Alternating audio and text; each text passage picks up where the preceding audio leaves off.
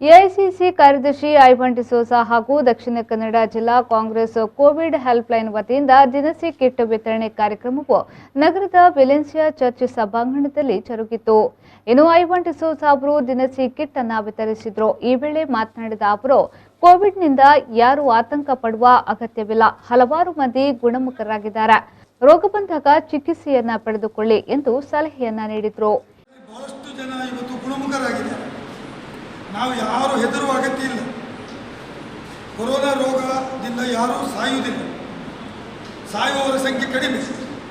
ಬರೇ 100 ಜನರಿಗೆ ಕೊರೋನಾ ರೋಗ ಬಂದರೆ ಇವತ್ತಿನ ಲೆಕ್ಕ ಪ್ರಕಾರ ಬರೇ 4ರಿಂದ 5% ಜನ ಮಾತ್ರ ಸಾಯುವುದು. 100 ಜನರಲ್ಲಿ 95 ಮಂದಿ ಸಾವನ್ನಪ್ಪುವುದಿಲ್ಲ. ಆದರೆ ರೋಗ ಬಂದರೆ ಚಿಕಿತ್ಸೆ ಪಡೆಯಲಿಕ್ಕೆ, ಆ ರೋಗ ಬಂದರೆ ಚಿಕಿತ್ಸೆಗೆ ತಗಲುವ ಖರ್ಚು, ಮತ್ತು ಮನೆಯಲ್ಲಿರುವಂಥವರಿಗೆ ತೊಂದರೆ, ಆ ಭಾಗದಲ್ಲಿರುವ ತೊಂದರೆ, ಇದು ಒಂದು ದೊಡ್ಡ ಪ್ರಮಾಣದ ಹಿಂಸೆ. ಹಾಗಾಗಿ ಕೊರೋನಾ ರೋಗ ಹೇಗೆ ಬರ್ತದೆ ಕೇಳಿದರೆ, ಅದು ಒಬ್ಬನಿಂದ ಇನ್ನೊಬ್ಬನಿಗೆ ಹರಡ್ತದೆ. ಹರಡದಂತೆ ಮಾಡಲಿಕ್ಕೆ ಇವತ್ತು ಸರ್ಕಾರ ಏನು ಮಾಡಿದೆ?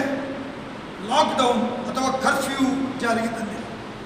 ಕರ್ಫ್ಯೂ ಜಾರಿಗೆ ತಂದಿರ್ತಕ್ಕಂಥದ್ದು ಕೊರೋನಾ ರೋಗ ಸೋಂಕಿತರು ಅಥವಾ ಕೊರೋನಾ ಬಾರದಂತೆ ಮಾಡಬೇಕಿದ್ರೆ ಅವರು ಒಬ್ಬರಿಂದೊಬ್ಬರಿಂದ ದೂರ ಇರಬೇಕು ಮತ್ತು ಮಾಸ್ಕ್ ಅನ್ನು ಧರಿಸಬೇಕು.